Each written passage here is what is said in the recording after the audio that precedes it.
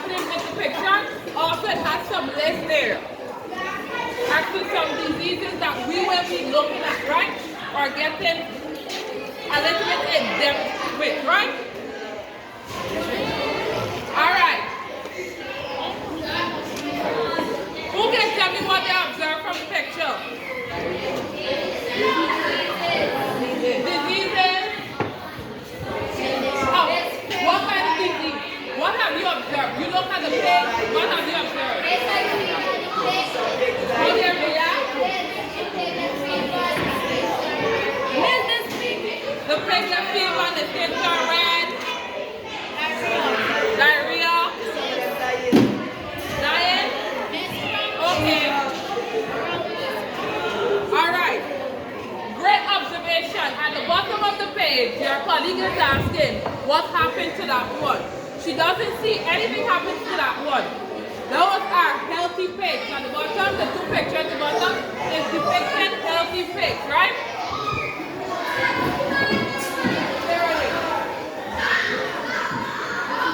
Healthy pigs, right? So, what else have you observed? Having diarrhea. That's the only thing you observed? What else? The spots on the pig. Alright, so I'm going to get into piglet anemia, right? And that is one disease that affects piglets, right? Those are what we know as the baby pigs, right? This is a condition that results from the lack of iron in the blood. So if the pigs do not have sufficient amount of iron within their blood, they can develop the disease called what? What is the disease? Piglet anemia, right? Correct. And in order to prevent this condition, the farmer should administer iron when the piglets are 3 to 7 days. So at 3 to 7 days of being born, they need to get a shot of iron, right? This will help boost their system, right? Or provide the iron to their blood to prevent piglet anemia, right? Then again at 3 weeks, so 2 times they're gonna get this, right? Within a short space of time. 3 to 7 days, and again at 3 weeks, right? Iron can be given as a solution or a paste or clean soil, right? So you can give them in different ways. You can give them by injecting them, right? Or you can give it as a paste or clean soil, right? And some signs or symptoms that we're going to be looking at the pig to observe is that slow growth rate. So the piglets, you will be feeding them, they will have insufficient amount of milk from the sow. And some will not be gaining weight. And that's one symptom that you look for, right? They're not gaining weight. Piglets are looking pale, right? So they're pale looking. They're not looking pricey, right? They're not active as, you know. They're looking like a nice, sweet pig that we all know, right? They look like something is happening, the color change, you know, and so forth. Then they look sluggish. So, when we say sluggish, what comes to mind? The lazy. Alright. So, you will see all of the rest that are frightened. They will be running around the pen and so forth. Then they will have to say that it's affected. They will barely get enough. Then you will notice the white diarrhea, right? Right? Yes. Right? You will just see the white diarrhea. So observe the picture there. You're going to see the picture has the diarrhea coming out. Right? So that is what you look for, right? See what you have to look for. If you're to grow older and get a pig pen and have a farm, you know what to look for, right? To know if your pigs are healthy or not, right? Then we have scarring. Scarring or diarrhea is caused by poor insanitary conditions or by bacteria due to insanitary conditions, right? So I've been emphasizing on this when we were talking about management at different stages. We said that the pigs need to live in comfort, right? They need to dwell in comfort. We don't want to have a dirty pen because it can lead to not only diseases, what else can it lead to? Next.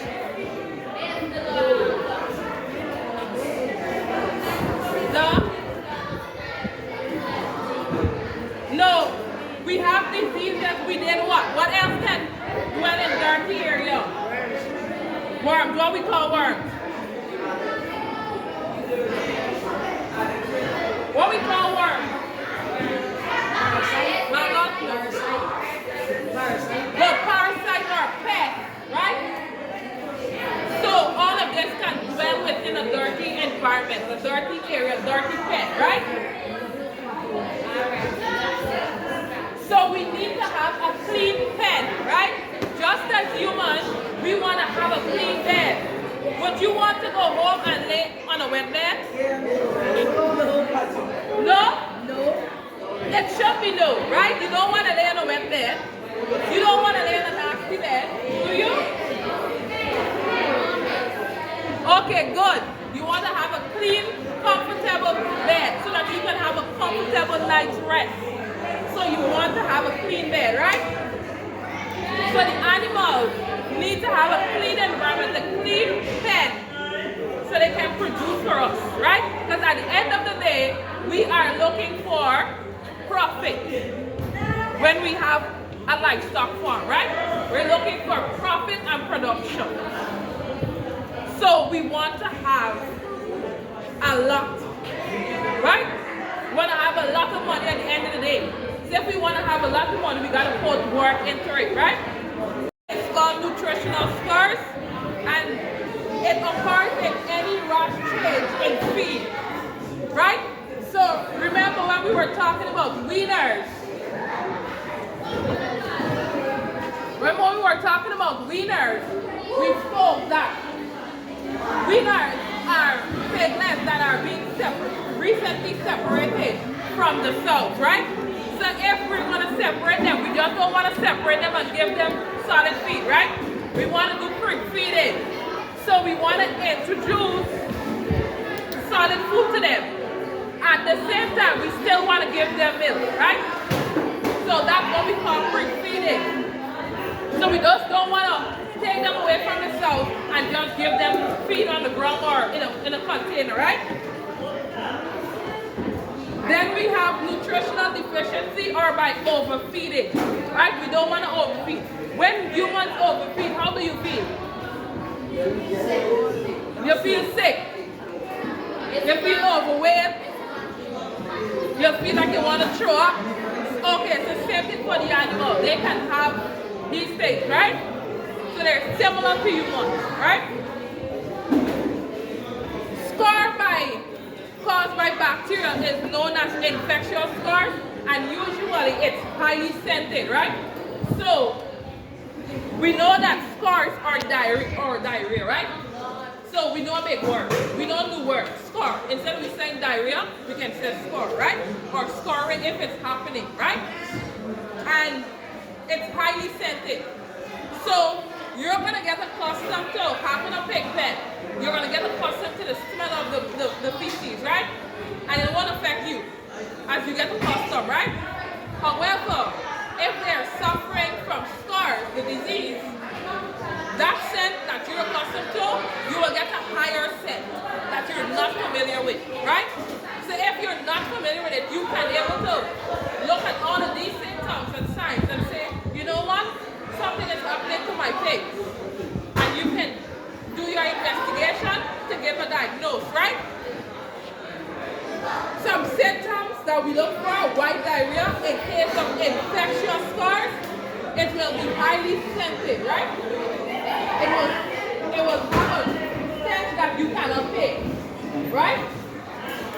Then we have weakness followed followed by mortality. After weakness, mortality. What comes to mind? Death? Correct. So after the animals would have gotten weak, they're not able to move as they should. Cough. Just as us, we would shiver and cough when we have fever or have cold. Same thing for the pig. They can shiver and cough once they have cold. Yeah? Just how do you think they will cough?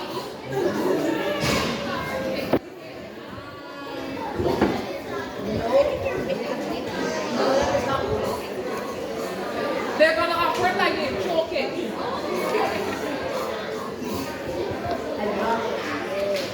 Ducks cough as well, right? So animals cough, right? Constipation followed by snoring. So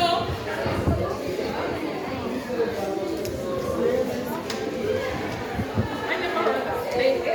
I know that for sure. So constipation. Right?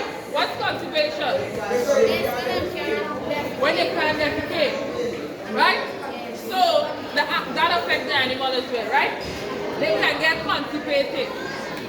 And going back to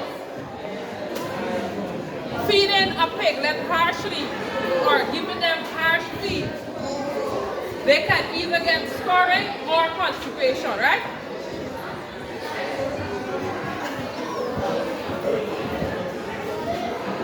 So they will not be able to do that thing and they can swell up, right? Y'all ever, I know it mostly happens to dogs, right? Because I know most of you have dogs.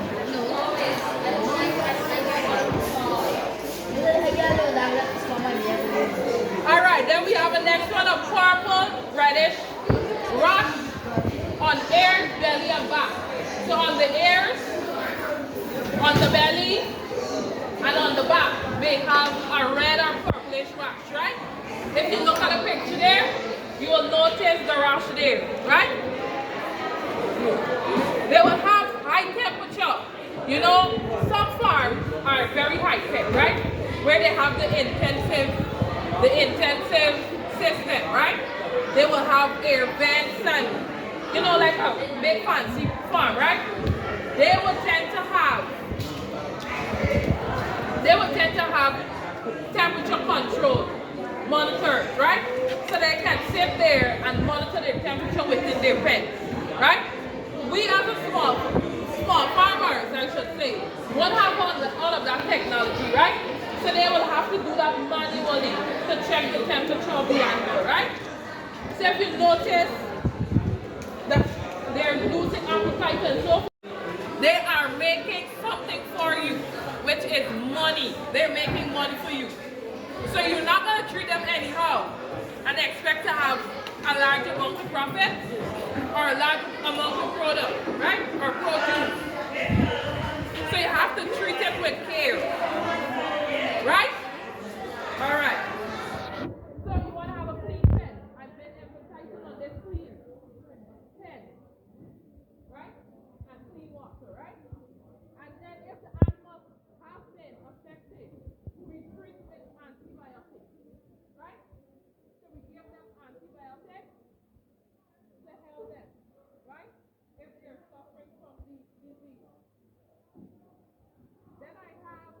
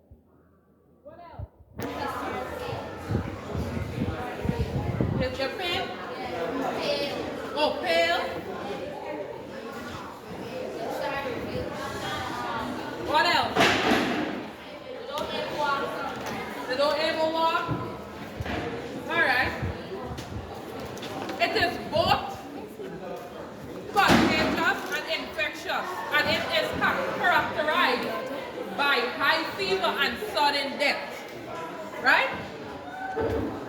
So after the high fever, it can lead to death, right? It can lead to us having a mortality, right? Symptoms that we look for: listlessness and loss of appetite. So that you would feed them, or you would put the feed there and they will not eat it, right? That's how sick they are, right? You know, when we as humans, we get fever or so, or cold or sick, we don't want to eat. We just lose that appetite, right? So same thing for the animal, they lose appetite. Gummy eyelids, so you're going to look at the eyelids and you can see like holes, right? So it can get gummy. Slowly, right? Until it leads to them, they're dead. We don't have any animal. We don't have any product. We don't have any profit there, right? We're losing. So some prevention or treatment that we're going to do to prevent this or to treat it. Avoid rash change in feed of the mother. Like I was saying, we don't want to take away the piglets from the sow or the mother and just give them solid food. We want to do pre-feeding. We want to give them gradually until we wean them off there completely off of the milk and just give them water and feed, right? Or whatever food you would may give them. If it's either going to be meat from animal or vegetable, right? Then we have reduce the amount of concentrate and increase the amount of foraging. What is foraging?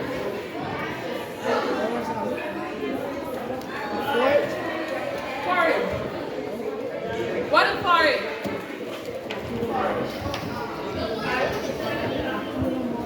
So we want to reduce the amount of concentrate and increase the amount of forage.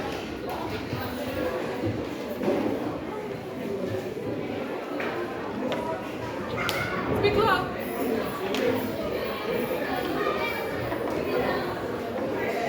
Rena, answer. This body drama to them.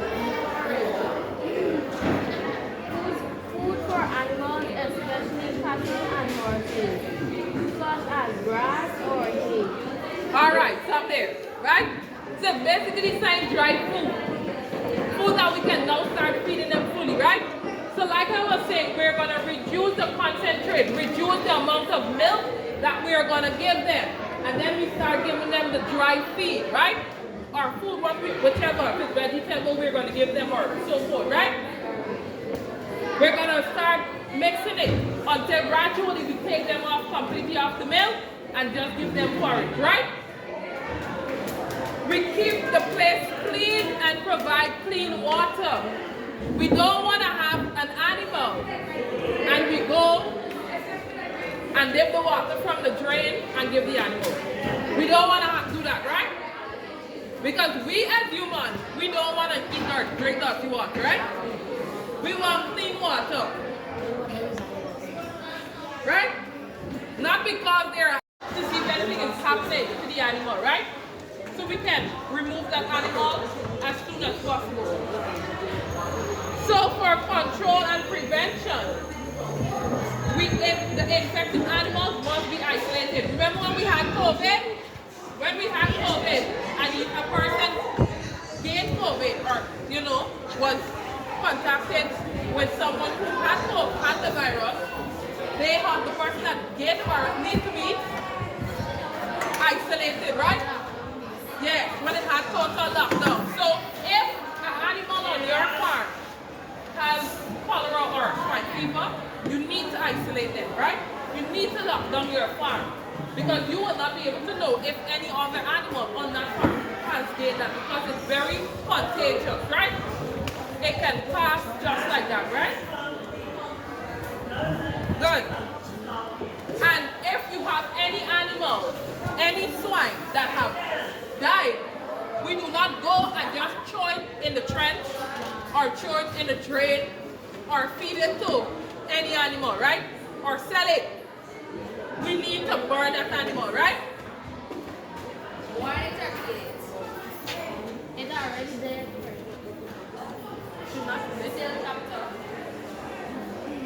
Inoculate piglets with vaccine. So we need to give the piglets vaccine, right? To prevent, that's why we give vaccine. Then we have disinfect pen and other facilities. So not because only this pen had a pig that had cholera or swine fever, we're just going to clean this pen only and leave the rest of it. We need to clean the entire farm, right? We need to clean the entire farm, right? What I would like for you to do is to, in your little groups, right? You are going to list one disease that we have not discussed, and you will discuss it with me. Each group, right? Yes, ma'am. So put yourself into little groups.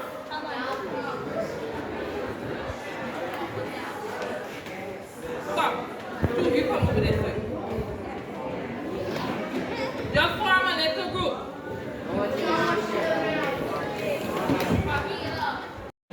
Is caused by bacteria that live in the soil. Symptoms: pigs that suffer from disease develop very high temperatures. They reject food and do not move. There is a light pink to dark purple discoloration with clearly defined borders that appears on the skin. This discoloration disappears after some time and leaves scabby dead skin. Infection of the leaves, bark, and toes make the animals lame or even crippled. Treatment or prevention: disease can be controlled by antibiotics. It can be prevented by vaccination and road sanitation and by disinfecting areas. All right. So for this disease, what do you understand? From what you read, what do you understand? Or what did you read, the research that you did, what did you understand? Is that this disease can be controlled by mainly vaccinations and antibiotics. You have to keep the place clean.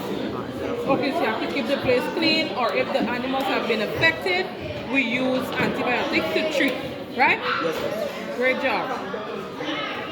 Looking at the African swine disease, it is caused by contaminated feeder water, ticks and insects, or smell feeding.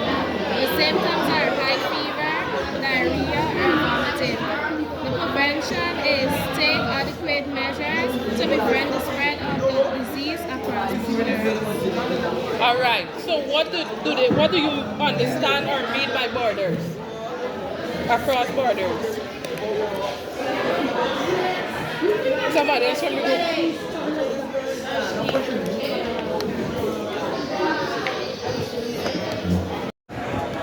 For me to explain, right?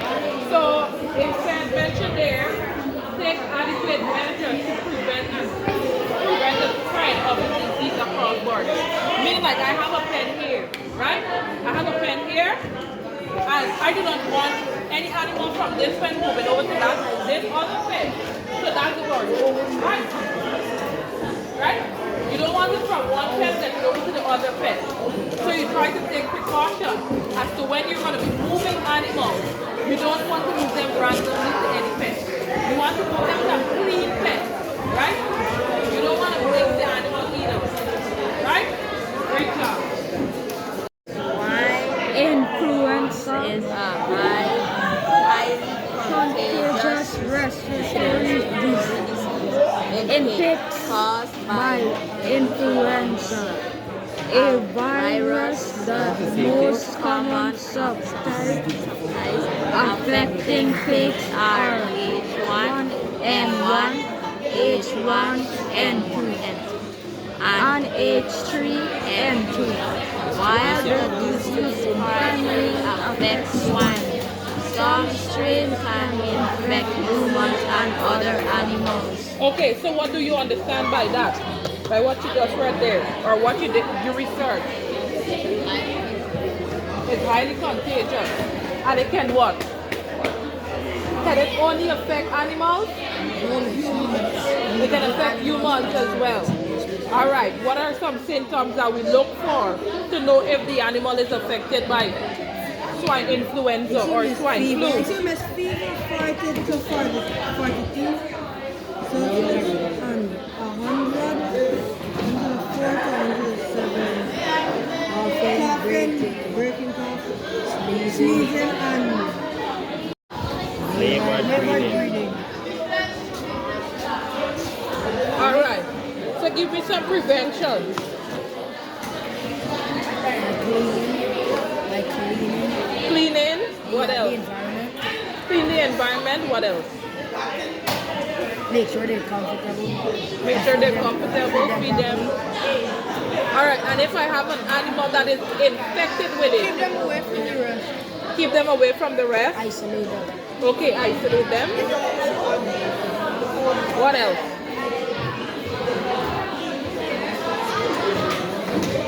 Is there any treatment? No, but you don't get it. It's a story. All right, so you got prevention, how to prevent it and what to do, right? So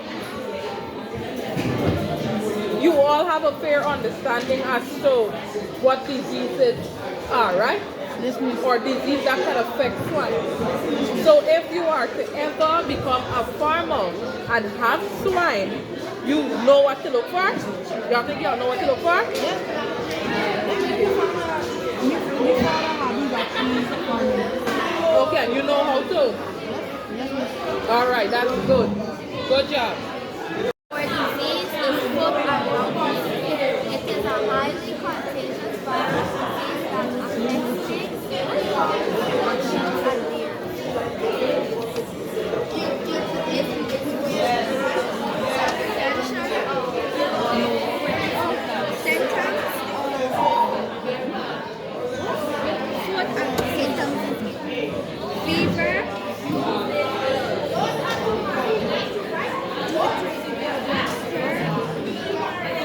numbness, and loss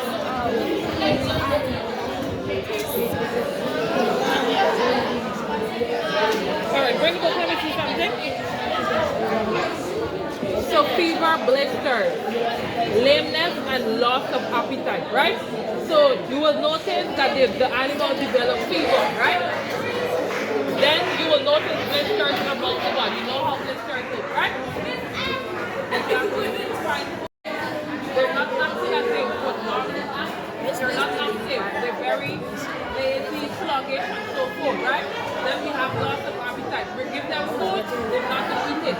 Is there any preventative method or treatment? No.